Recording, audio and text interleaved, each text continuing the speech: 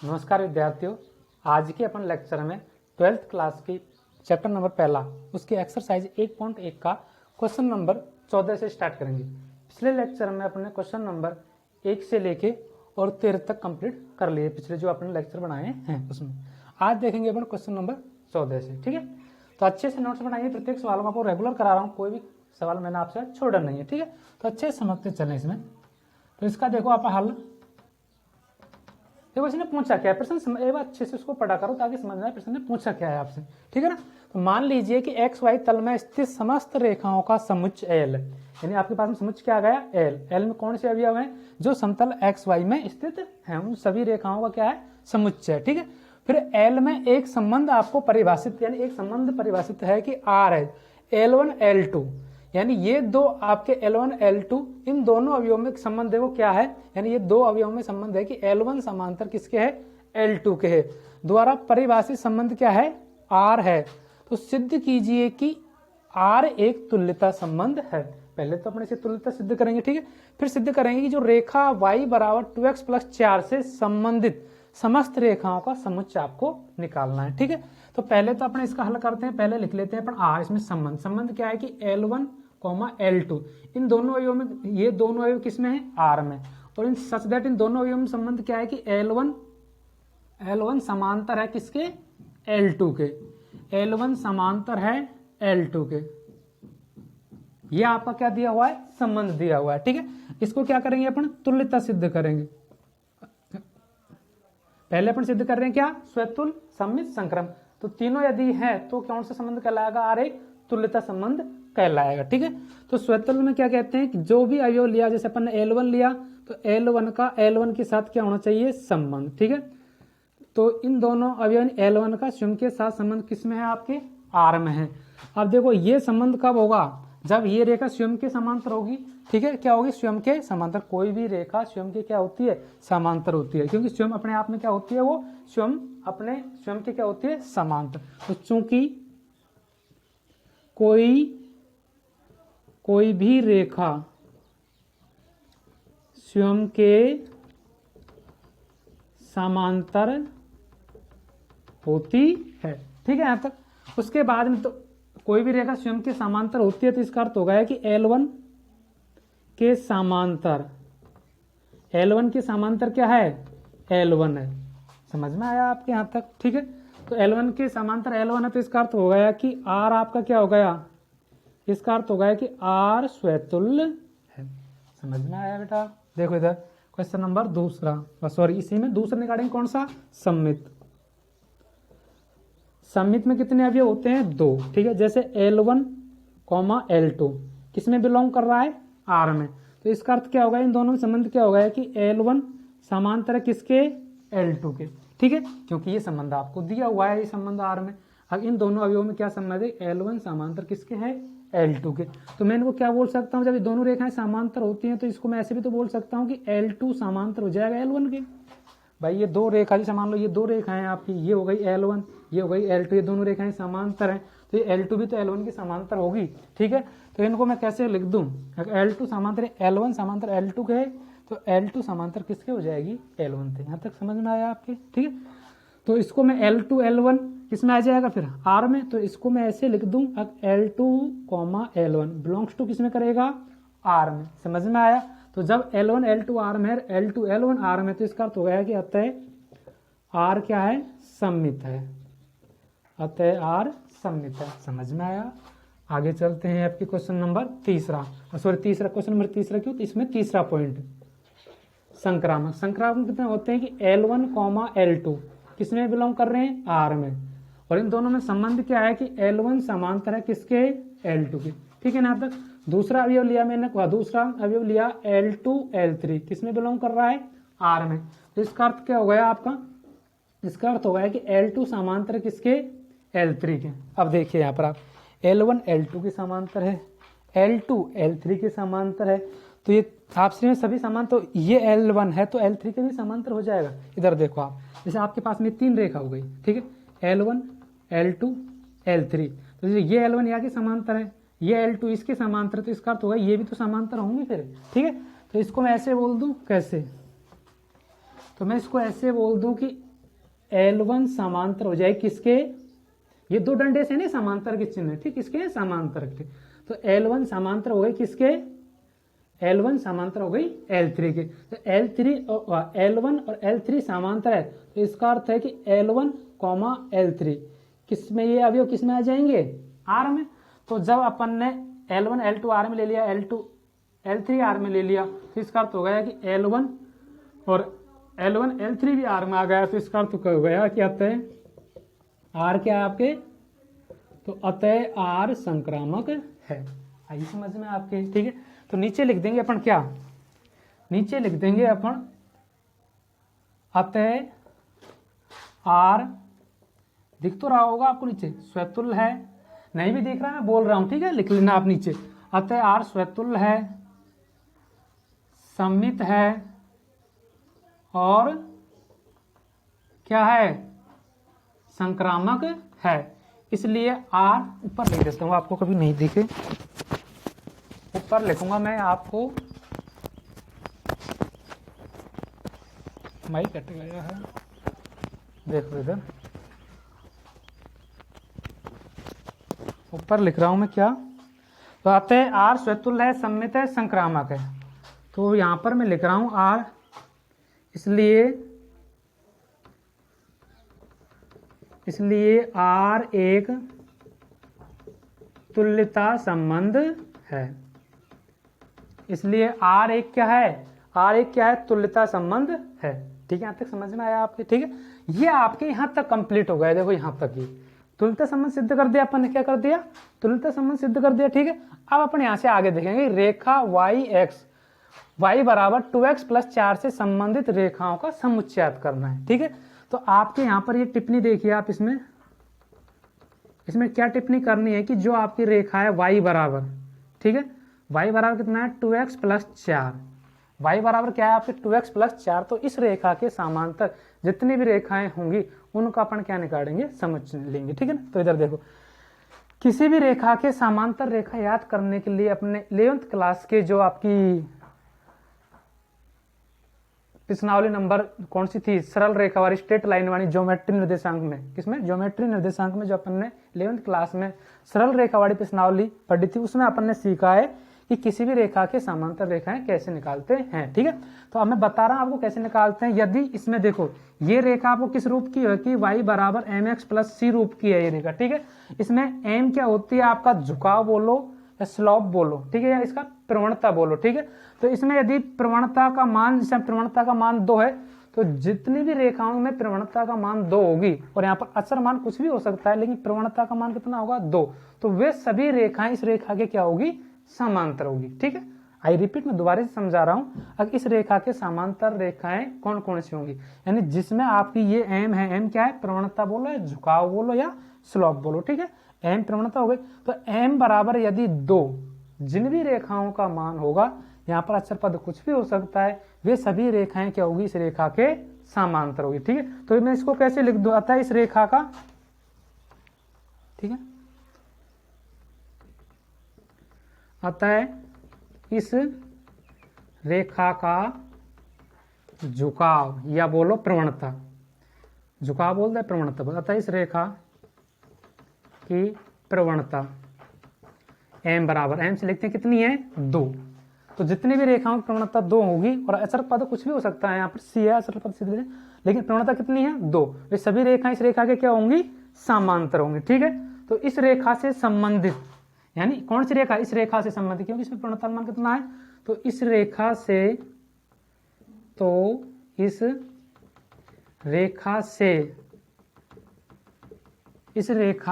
संबंधित सभी रेखाएं, इस रेखा से संबंधित सभी रेखाएं, इस रेखा से संबंधित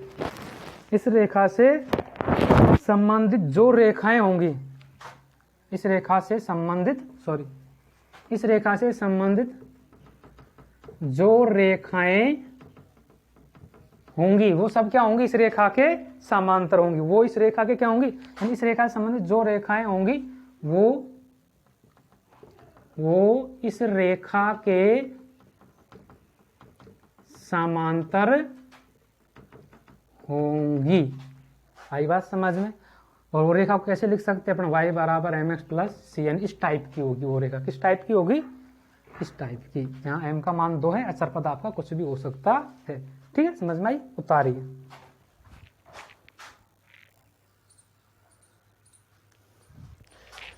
देखिए अब क्वेश्चन नंबर आपका 15 और 16 देखते हैं। 15 क्वेश्चन, ये 15 और 16 आपके ऑप्शन वाले हैं। ठीक है, जांच करेंगे कौन सा ऑप्शन है आपका इसमें, एबीसीडी वाले हैं।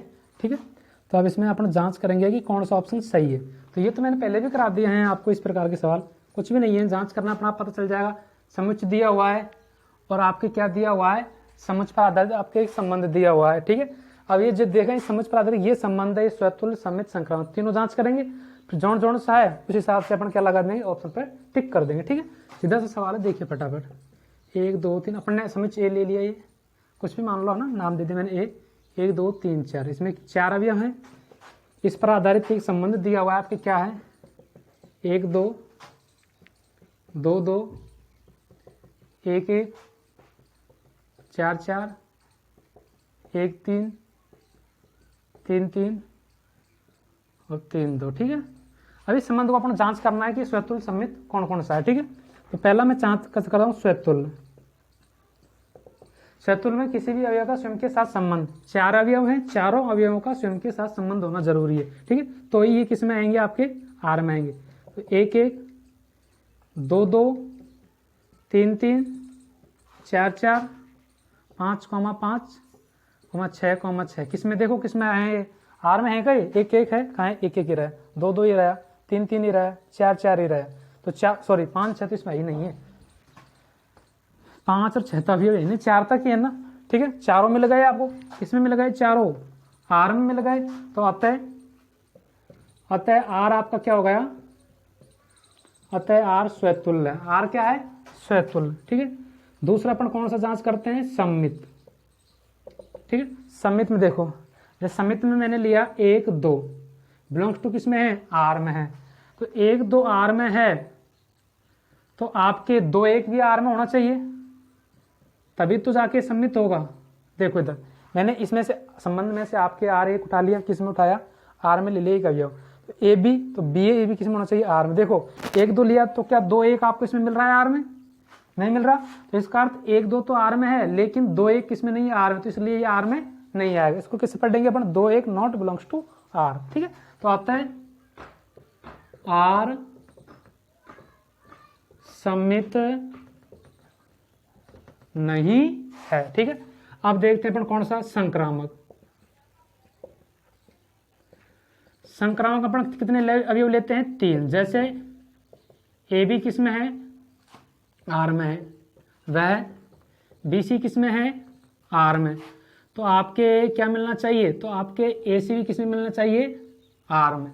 आगे बात समझ में। ठीक है, तो आपका ये आर क्या कहलाएगा, संक्रामक। देखो इसकी जांच करते हैं। जैसे मैंने लिया ये ए बी, ठीक है, तो 2 से स्टार्ट, बी से स्टार्ट करेंगे। देखो ए बी, बी से स्टार्ट, तो ये बी से स्टार्ट होगा सी। तो यानी ए बी भी आर में है, बी सी भी आर में, तो क्या होना चाहिए, ये ए सी भी किस में होना चाहिए, आर में। कितना बन गया, 1 2, ये मिल गया आपको। ठीक है, अब फिर आगे चलते हैं अपन। जैसे अपन ने लिया कितना, 1 3 ए बी बी सी। तो देखिए आपके पास में क्या है, ए बी आर में है, बी सी आर में, तो ये ए सी आर में होना चाहिए भाई। यहाँ तो ये अप्लाई हो गया, यहाँ तो ए बी बी सी ये मिल गया 1 2, यही चेक नहीं करेंगे, आगे भी अपन चेक करेंगे। कभी आप यहाँ पर चेक कर गए ए बी बी सी और मिल गया ए सी, 8 संक्रामक है, तो आप इस सवाल को गलत कर सकते हो। ठीक है, आगे भी चेक करना पड़ेगा। देखो ए बी बी सी दोनों मिल गए आर में, तो अब क्या मिलना चाहिए, आर में मिलना चाहिए आपको ए सी। ठीक है, तो आर आपका क्या कहलाएगा, संक्रामक। देखो इधर, तो क्या इसमें 1 3 है, एक ए है, ये सी है, 1 3 देखो इसमें नहीं मिल रहा है, तो इसका अर्थ ये आर में नहीं होगा। ठीक है, ऐसे इससे मतलब नहीं है कि यही सबको चेक करते हैं। ठीक है, जैसे 1 1 4, 1 से स्टार्ट कर कोई हो ही नहीं रहा, इसको देख लो। देखो ये लिया मैंने बी सी, तो 1 2 तो मिल जाएगा, लेकिन वही आपके 1 3 नहीं मिल रहा है इसमें, तो ये आर आपका क्या होगा। ठीक है, तो अतः नॉट बिलोंग्स टू ए सी नहीं आ रहा ना, तो अतः आर 1 मिनट, सॉरी गलत तो बोल गया कुछ शायद। देखो ए बी, दोबारा से देख लो, शायद मैं गलत बोल गया। देखो ए बी बी सी, तो आपको आर में क्या मिलना चाहिए, ए सी, यानी 1 3 मिलना चाहिए, और 1 3 ये रहा, मिल रहा है ना। दोबारा से रिपीट कर लो, शायद मैं उस टाइम गलत बोल गया, सॉरी इसके लिए। ए बी बी सी, तो ए सी क्या मिलना चाहिए, ए सी, यानी ये भी मिल गया, ये भी मिल गया, बाकी और कोई आपको ए बी बी सी मिल नहीं रहे, 2 ही मिल रहे थे ना, ए बी बी सी, और ये दोनों किसमें मिल गए आपको, आर। तो इसका अर्थ ये क्या हो गया, आर में। किसमें है ये, आर में। समझ में आ गया आपके मेरे हिसाब में, गलती सुधार ली अपन ने, ठीक है ना। तो इसका अर्थ क्या हो गया, आर आपका स्वतुल्य है, संक्रामक है, किंतु क्या नहीं है, सम्मित नहीं है। क्या नहीं है, सम्मित। ये आपका क्या हो गया, अतः आर संक्रामक है। तो नीचे क्या लिख देंगे अपन,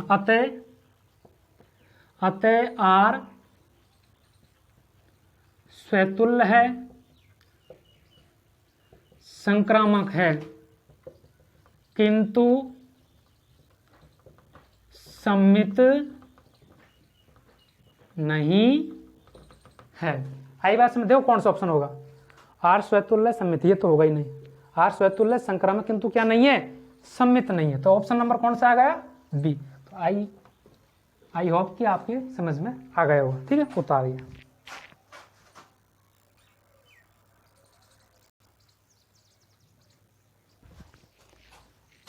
देखिए विद्यार्थियों, इस पे एक्सरसाइज 1.1 का लाइट सवाल क्वेश्चन नंबर 16, ये भी ऑप्शन वाला है आपका, ठीक है।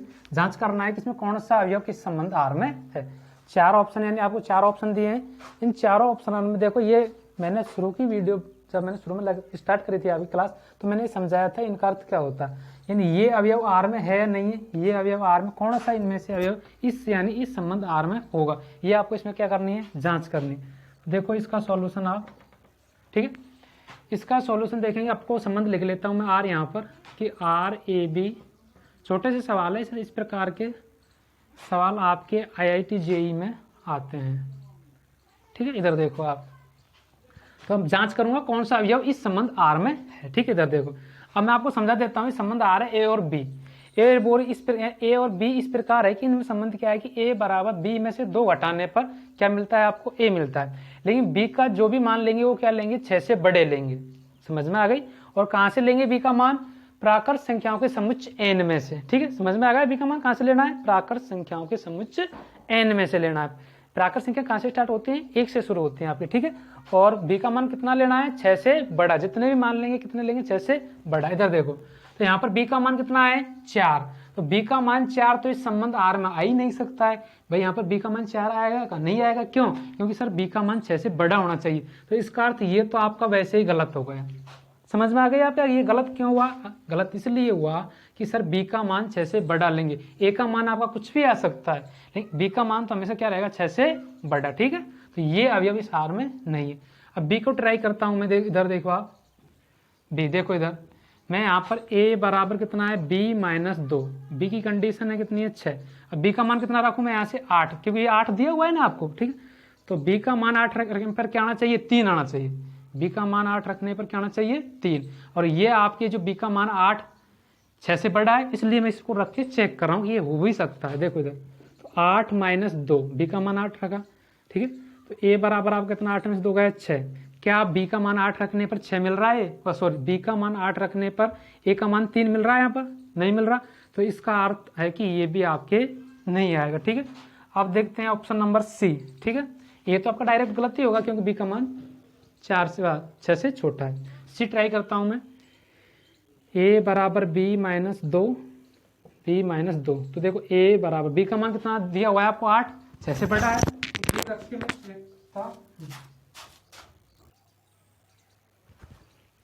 देखो लीड दी, आवाज नहीं आई थी, मैं दोबारा से रिपीट कर रहा हूँ, लीड हट गई थी।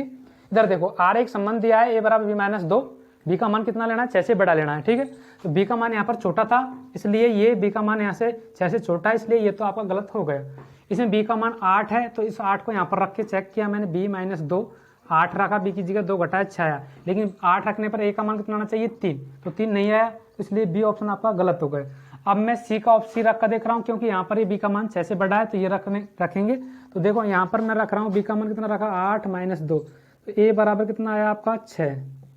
ए बराबर कितना आया आपका, 6। तो ये बिल्कुल सही आ रहा है ना, तो इसका अर्थ आपका ऑप्शन सी सही है। ऑप्शन नंबर क्या है आपका, सी सही है। लेकिन डी भी अपन जांच कर ले, क्यों, क्योंकि ये भी 7 है, किससे बड़ा है, जैसे बड़ा है ना, तो इसको भी जांच कर लेते हैं कि 7 रखने पर 8 आता है नहीं आता। यदि 8 आया तो फिर ये भी अवयव किस में होगा, आर में होगा। ठीक है, तो मैं डी ऑप्शन रख के देख रहा हूँ, ये तो आपका गलत हो ही गया। तो आपके कितना रख रहा हूँ, ए बराबर बी माइनस 2, बी बड़ा है 6 से, सीधी सी बात है। तो ए बराबर बी का मान कितना दिया हुआ है, यहाँ पर 7 दिया हुआ है, तो 7 माइनस 2, तो ए बराबर 7 में से 2 घटाया 5।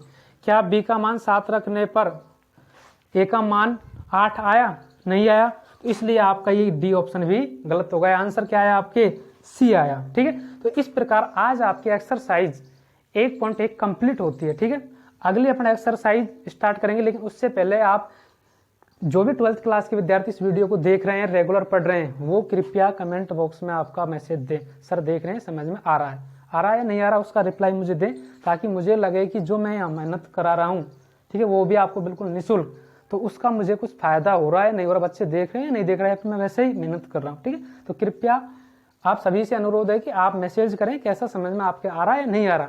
फिर यदि कोई सवाल समझ में नहीं भी आ रहा है तो उसको कमेंट में लिखें, नेक्स्ट क्लास जब आपको उसकी चालू होगी तो वो पहले सवाल आपको समझाया जाएगा जिसमें आपको समस्या आई है। ठीक है, तो इस प्रकार आप इस ऑनलाइन प्लेटफॉर्म पर बेहतर तैयारी कर सकते हैं यदि आप रेगुलर नोट्स बना रहे हैं, क्योंकि मैं प्रत्येक सवाल करा रहा हूँ, जैसे मैं कोचिंग में कराता हूँ वैसे ही आपको मैं ऑनलाइन पढ़ा रहा हूँ, कोई कमी नहीं छोड़ रहा, बशर्ते पढ़ना तो आपको ही पड़ेगा ना। ठीक है, इसलिए प्रत्येक का नोट्स बनाइए, आपकी नोट कॉपी में पूरा मैं फंडामेंटल सहित करा रहा हूँ, बेसिक सहित। फिर भी आपकी कोई समस्या रह जाती है तो आप उसको कमेंट बॉक्स में लिखें और फिर मुझे आप बताएं सर इसमें ये प्रॉब्लम है, तो मैं उसको जो नेक्स्ट वीडियो आपकी स्टार्ट करूंगा तो उसमें आपकी पूरी समस्या को समाधान कर दूंगा। ठीक है ना, तो आज के लिए इतना ही काफी है।